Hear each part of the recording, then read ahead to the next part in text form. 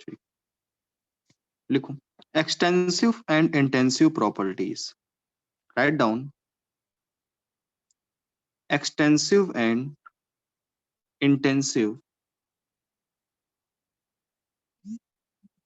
Properties.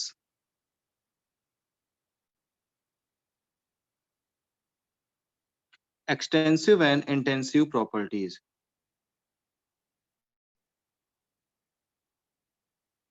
देखो क्या होती हैं। जैसे मान लिया एक हमारे पास एक सिस्टम है, एक कंटेनर है, उसके अंदर मान लिया कि m ग्राम वाटर फिल है। ध्यान से सुनना,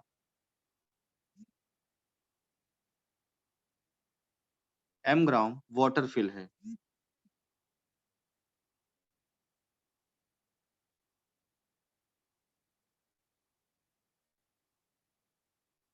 ठीक है, इस वाटर का जो मास है वो कितना है, m ग्राम, और इसका टेम्परेचर कितना है, T केल्विन। अब आपने क्या किया,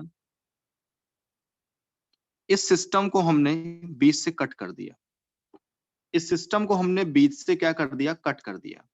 तो इस वाले पार्ट का मास कितना हो गया, m/2, और इसका मास कितना हो गया, m/2। इतने वाटर का मास m/2 हो गया, इसका मास m/2। क्या टेम्परेचर भी कम हाफ हो जाएगा, नहीं, टेम्परेचर जो पूरी बॉडी का है, जो पूरे पानी का वही होगा।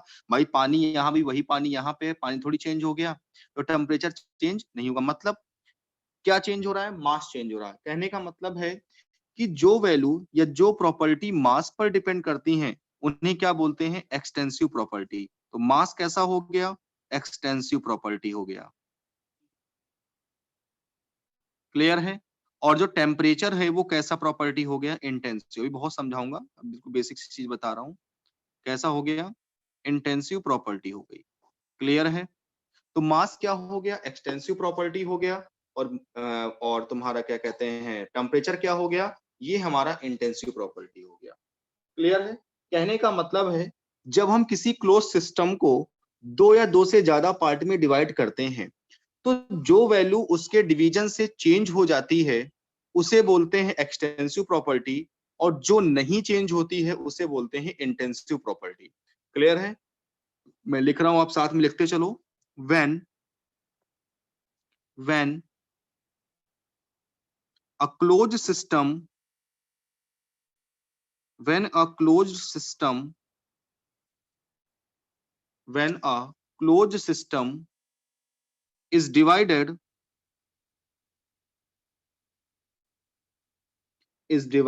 into into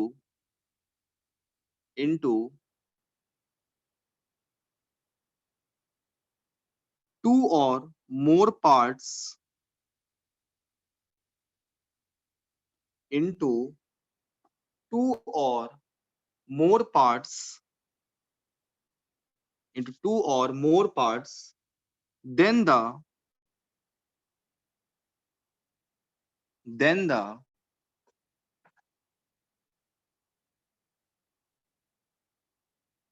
property whose value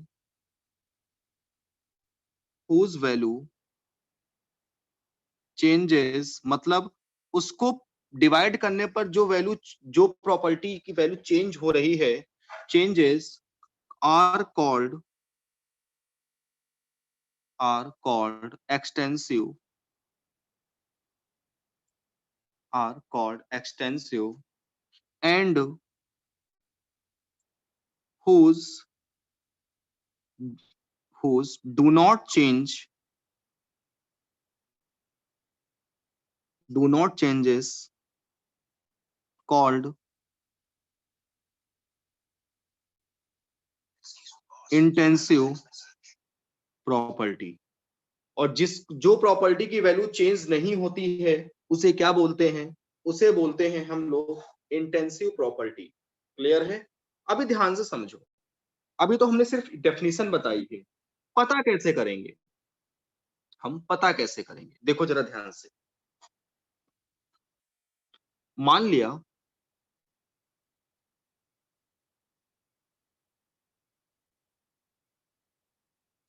देखो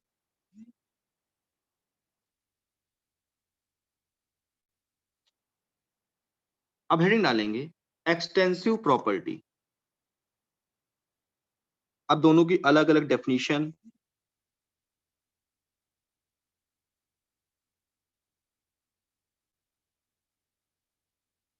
एक्सटेंसिव प्रॉपर्टी क्या होता है? देखो जरा ध्यान से। सबसे पहली बात, the measurable property of a system, किसी भी सिस्टम की वो मेजरेबल प्रॉपर्टी जो दो चीजों पर डिपेंड करती है। पहला साइज ऑफ सिस्टम और दूसरा अमाउंट ऑफ मैटर, जो उसमें फिल है उसके मैटर के अमाउंट पर। क्लियर है? जरा ध्यान से सुनना, बहुत शानदार ट्रिक के साथ समझाऊंगा, ठीक है? बहुत अच्छे से समझ में आएगा। देखो,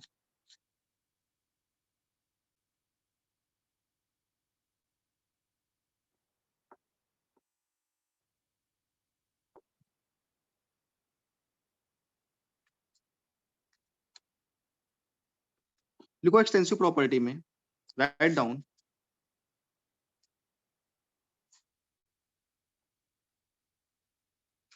द मेजरेबल प्रॉपर्टी, लिखो the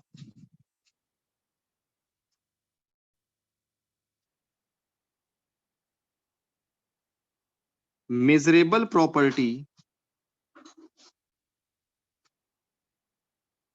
of a system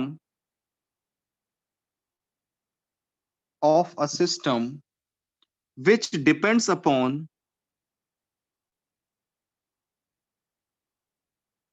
which depends upon first number size of system,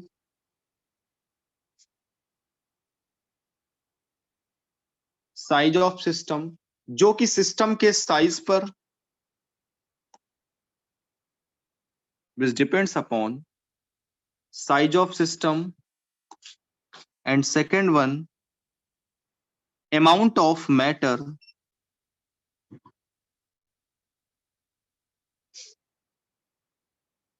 amount of matter, amount of matter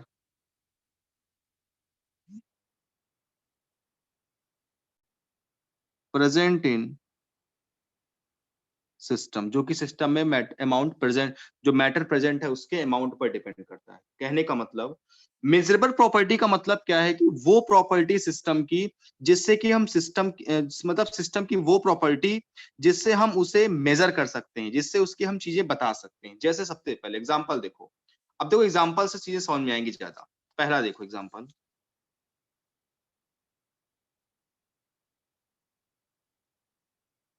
mass.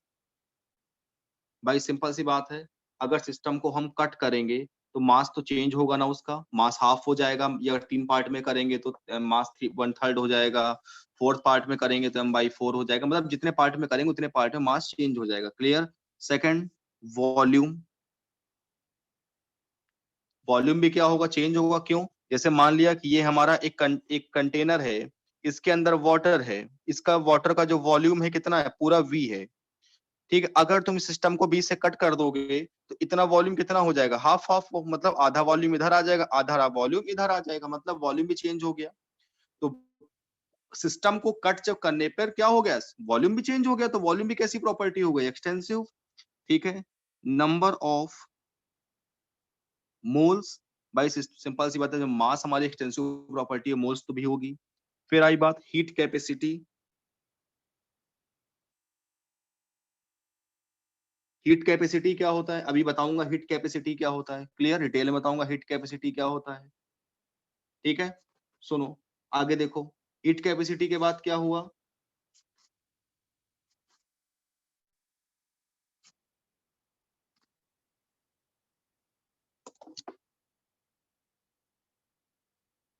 Heat capacity, उसके बाद एंथैल्पी।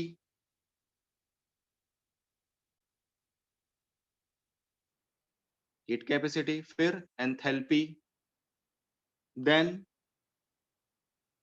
एंथैल्पी के बाद internal energy,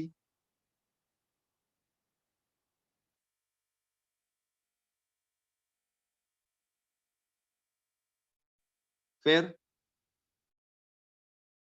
entropy, Gibbs free energy,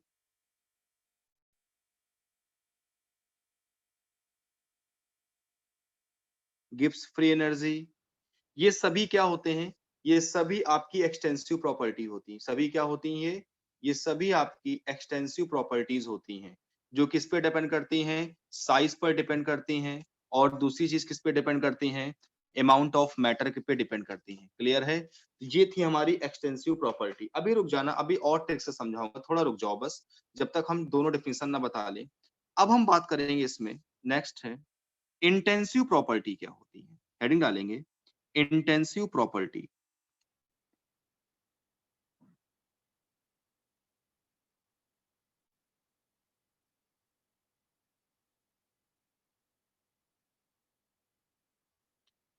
intensive property क्या होता है? ये वो system की मेजरेबल प्रॉपर्टी होती है जो कि उस सिस्टम के ना साइज पर डिपेंड करता है, ना ही उसमें जो प्रेजेंट है मैटर उसके अमाउंट पर डिपेंड करता है। Write down the measurable property,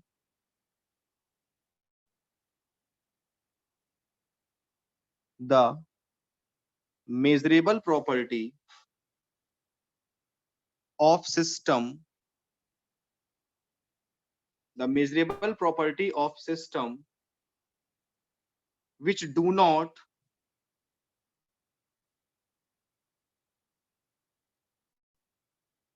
which do not depends on size of system and amount of and amount of matter। ना ही सिस्टम के साइज पर डिपेंड करता है, ना ही उसमें जो मैटर है उसके अमाउंट पर डिपेंड करता है। Clear out? तो ये होता है हमारा क्या? Intensive property. क्लियर? एग्जांपल देखो, रटना नहीं है, समझना है। कोई भी एग्जांपल पूछ सकता है हमसे। टेम्परेचर, मोलैरिटी, क्लियर, प्रेशर, एक एक समझाऊंगा अभी। प्रेशर, ठीक है, उसके बाद मोलर ही specific heat capacity, specific heat capacity, molar heat capacity, ये सभी क्या होती हैं?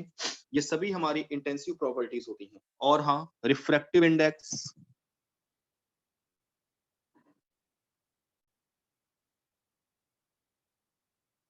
रिफ्रैक्टिव इंडेक्स, ये भी क्या होती है? हमारी एक इंटेंसिव प्रॉपर्टी होती है। अब जरा ध्यान से सुनो। अच्छा, और भी हैं, सो लिख लो एग्जांपल। पीएच वैल्यू, या इलेक्ट्रोकेमिस्ट्री में पढ़ते हैं electromotive force, EMF of cell. ठीक है, ये सभी हमारी क्या है? Intensive property. अब ये कैसे इंटेंसिव है इसकी बात आती है। चलो एक बात समझो, सबसे पहला नंबर देखो,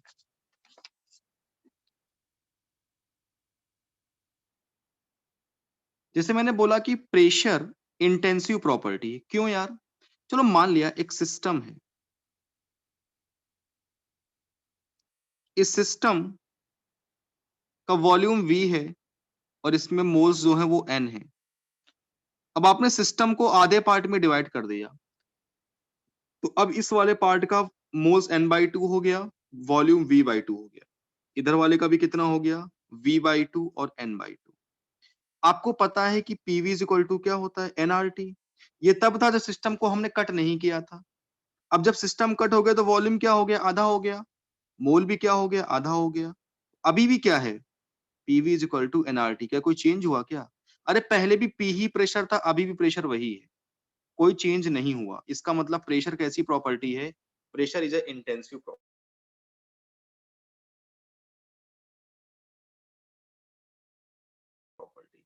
मतलब कि सिस्टम को रहा है, इसका मतलब वो कैसी प्रॉपर्टी है? इंटेंसिव। अच्छा, अब दूसरी चीज, अब देखो होता क्या है, एक रूल समझो। रूल क्या है, मान लीजिए कि दो प्रॉपर्टी, एक ए और एक बी है। ए भी हमारी कैसी प्रॉपर्टी है, एक्सटेंसिव प्रॉपर्टी है। और बी भी हमारी कैसी प्रॉपर्टी है, एक्सटेंसिव प्रॉपर्टी है। तो जो ए अपॉन बी होगा ना, वो इंटेंसिव हो जाएगा। कैसा हो जाएगा, वो हमारा इंटेंसिव प्रॉपर्टी हो जाएगा। अगर ए एक्सटेंसिव है, बी एक्सटेंसिव है, तो ए अपॉन बी क्या होगा, वो हमारा इंटेंसिव प्रॉपर्टी हो जाएगी। अब देखो, जैसे हमने बोला कि मोलैरिटी एक इंटेंसिव है, आपके मन में आया होगा मोलैरिटी क्यों बोला यार। यार मोलैरिटी इज इक्वल टू क्या होता है, मोल अपॉन वॉल्यूम। जब सिस्टम को ब्रेक नहीं किया था तो मोल अपॉन वॉल्यूम ये था। जब सिस्टम को ब्रेक कर दिया, जब हमने सिस्टम को ब्रेक कर दिया, तब कितना हो जाएगा, चलो मोल्स आधे हो जाएंगे, वॉल्यूम भी आधा हो जाएगा। लो भाई, ये भी कितना आ रहा है, एन अपॉन वी, मतलब कोई चेंज नहीं हुआ। मतलब कि मोलैरिटी भी कैसी प्रॉपर्टी है, ये बोले बताओ भाई, इंटेंसिव प्रॉपर्टी है। आपसे पूछा जाए कि जरा बताओ डेंसिटी कैसी प्रॉपर्टी है, तो आप कहोगे डेंसिटी यार मास एम बराबर वी डी होगा यार, एक्सटेंसिव होगी। लेकिन नहीं, आपको पता है मास अपॉन वॉल्यूम क्या होता है, डेंसिटी। मास भी एक्सटेंसिव है, वॉल्यूम भी एक्सटेंसिव है, दोनों एक्सटेंसिव, तो दोनों का रेशियो की क्या हो जाएगी, इंटेंसिव प्रॉपर्टी। कैसी प्रॉपर्टी हो जाएगी ये, इंटेंसिव प्रॉपर्टी हो जाएगी। आगे बात समझ में, कहने का मतलब है कि अगर दो एक्सटेंसिव प्रॉपर्टी को हम डिवीजन करेंगे तो उसके जो डिवीजन का आएगा इसके बराबर, वो हमारी इंटेंसिव प्रॉपर्टी होगी। अब और इससे बढ़िया ट्रिक बताता हूं मैं तुम्हें इंटेंसिव पता करने की। अगर किसी भी प्रॉपर्टी में, अगर किसी भी प्रॉपर्टी में, याद रखना क्या लग जाए, नोट क्या है, इफ एन एक्सटेंसिव प्रॉपर्टी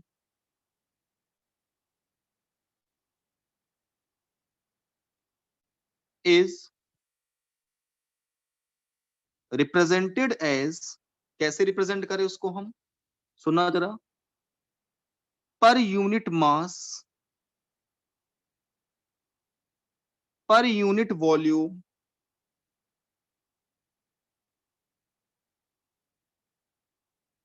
और पर यूनिट मोल। अगर हम किसी भी एक्सटेंसिव प्रॉपर्टी में ये लगा देते हैं तो वो प्रॉपर्टी कैसी बन जाती है, इंटेंसिव बन जाती है। कैसे, कैसे, देखो जरा ट्रिक, इसकी भी ट्रिक बढ़िया सी देखो।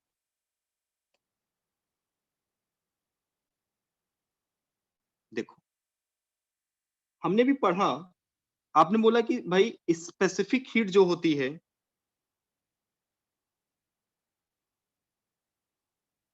स्पेसिफिक हीट क्या होता है, स्पेसिफिक हीट का मतलब होता है कि the amount of heat required to raise the temperature by 1 degree Celsius. एक बात बताओ यार, दो सिस्टम है, एक ये सिस्टम है, एक ये सिस्टम है, एक बड़ा है सिस्टम, एक छोटा सिस्टम है। हमको इसका भी इसका टेम्परेचर 1 डिग्री सेल्सियस, और इसका भी हमें, सॉरी, इसका 10 डिग्री और इसका भी 10 डिग्री सेल्सियस टेम्परेचर क्या करना है, बढ़ाना है। पहले से मान लो इसका भी टी केल्विन है, इसका भी टी केल्विन है। अब हमें इन दोनों का टेम्परेचर 10-10 बढ़ाना है। तो एक बात बताओ यार, किसमें टेम्परेचर ज्यादा देना पड़ेगा, किसमें ज्यादा एनर्जी देनी पड़ेगी, इस वाले, मतलब साइज पर डिपेंड कर रहा है। क्योंकि जितना ज्यादा साइज होगा टेम्परेचर देना उतना ही क्या होगा, ज्यादा देना पड़ेगा। क्लियर है। तो अब साइज पर डिपेंड कर रहा ना, इसका मतलब स्पेसिफिक हीट क्या हो जाएगा, एक्सटेंसिव प्रॉपर्टी हो जाएगी। क्लियर। अब देखो हमने पढ़ा अभी एंथैल्पी। एंथैल्पी कैसी प्रॉपर्टी है, एक्सटेंसिव। लेकिन ये एक्सटेंसिव है, लेकिन भैया मोलर एंथैल्पी क्या हो जाएगा, मोलर एंथैल्पी में क्या लग जाएगा, पर मोल लग जाएगा। इसका मतलब मोलर एंथैल्पी कैसी प्रॉपर्टी है, इंटेंसिव प्रॉपर्टी है। अच्छा, अरे भाई, हीट कैपेसिटी, हीट कैपेसिटी ये कैसी प्रॉपर्टी है, ये प्रॉपर्टी है एक्सटेंसिव। लेकिन मोलर हीट कैपेसिटी कैसी होगी, इंटेंसिव। क्योंकि मोलर का मतलब क्या हो गया, पर मोल की बात कर रहा है। ऐसे ही मोलैरिटी, पर वॉल्यूम की बात करता है। It is defined as the moles of solid present in per volume पर लीटर ऑफ सोल्यूशन। मतलब पर लीटर पर यूनिट का मतलब आ गया। तो अगर किसी भी प्रॉपर्टी एक्सटेंसिव प्रॉपर्टी में पर यूनिट का यूज कर लेते हैं, per unit mass, per unit volume या पर यूनिट मोल, तो वो क्या बन जाती है? इंटेंसिव बन जाती है। क्लियर है? नोट डाउन करो, ये था आपका एक्सटेंसिव और इंटेंसिव। प्रोसेस,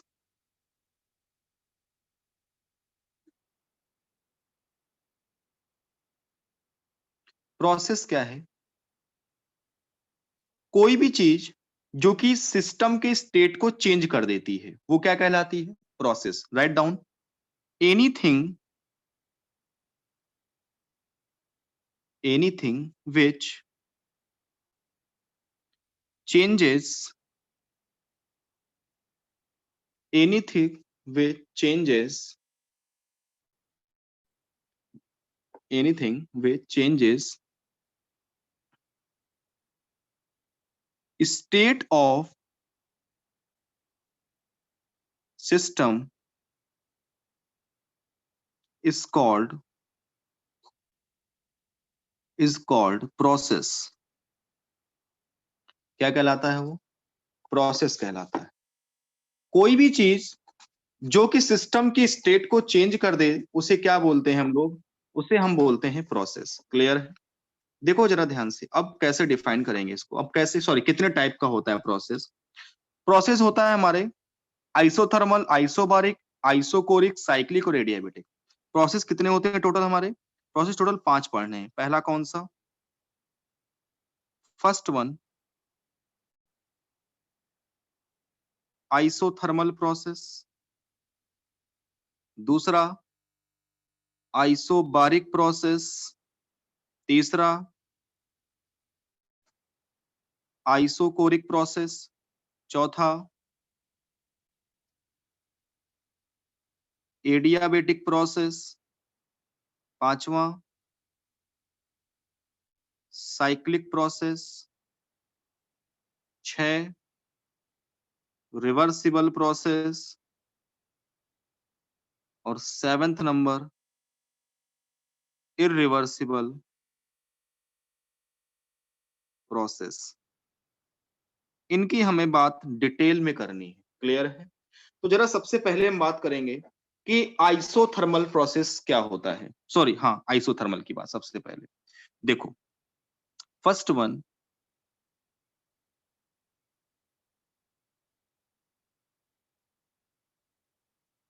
आइसोथर्मल प्रोसेस क्या होता है? देखो,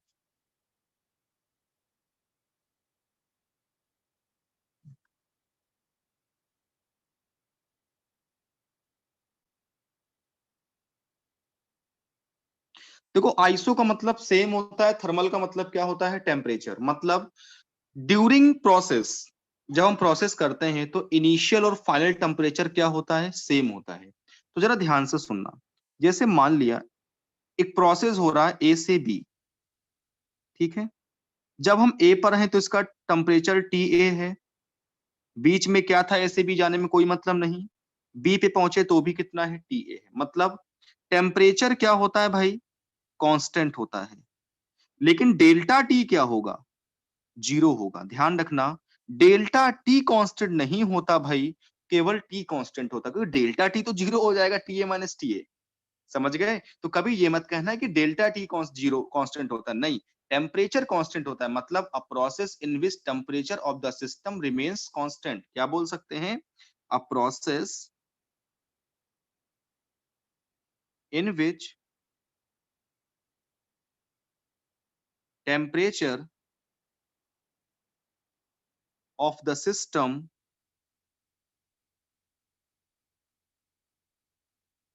रिमेन्स कांस्टेंट। ठीक है, उसे क्या बोलते हैं हम लोग? Isothermal process. ओके। अब देखो आइसोथर्मल का अगर हम ग्राफ बनाएं, कैसे बनेगा? अच्छा एक बात बताओ, आपको पता है पीवी इज इक्वल टू क्या होता है? एनआरटी। तो आइसोथर्मल में क्या कहेंगे कि जो डीपी अपॉन डीवी होता है वो माइनस पी अपॉन वी के इक्वल होता है। याद रखना, डीपी बाई डीवी की वैल्यू फॉर आइसोथर्मल माइनस का पी अपॉन वी के इक्वल होता है। क्लियर? अब आइसोथर्मल का ग्राफ बनाएंगे हम लोग अलग अलग के बीच। सबसे पहले पी और वी के बीच कैसा बनेगा, रेक्टेंगुलर हाइपरबोला बनेगा। दूसरा पी और टी के बीच कैसा बनेगा, इस तरीके से बनेगा भाई। ए से बी जा रहे हो, ए पर भी वही टेम्परेचर है और बी पर भी वही टेम्परेचर है। क्लियर। थर्ड वन वी और टी के बीच कैसा बनेगा, इस तरीके का ही बनेगा। ए पर भी वही टेम्परेचर है और बी पर भी वही टेम्परेचर है। समझ गए, ए से बी जाना है हमको। यहीं पे भी देखो ए से बी आना है। ये कैसा ग्राफ है, ये किसका ग्राफ है, आइसोथर्मल का ग्राफ है। तो याद रखना for isothermal dP by dV की वैल्यू क्या होती है, माइनस पी अपॉन बी के इक्वल होती है। जल्दी से नोट करो इसको।